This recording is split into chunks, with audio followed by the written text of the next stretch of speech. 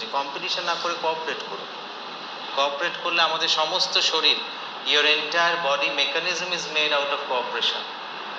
আমাদের গলা দিয়ে আমরা যখন, একটা আছে কি খাদ্যনালী, একটা শ্বাসনালী।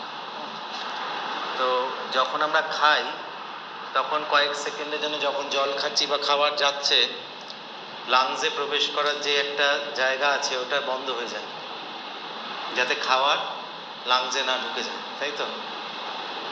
এটাকে কি বলবেন আপনি, কোঅপারেশন না competition? Cooperation. Your body is made of cooperation. Everything is cooperating in the body. So when we do something against our basic nature, our body gets confused. That is a major reason, one of the major reason of disease in our life nowadays. Stress and anxiety in our life. এটা বিশাল কারণ।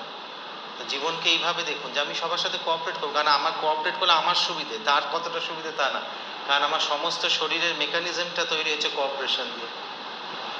আপনি যেই খেলেন তারপরে শরীর insulin secret করে দিল তখন। তো যেদিন সেই কোঅপারেশনটা বডি করে না সেটাকে ডিজিজ বলা হয়।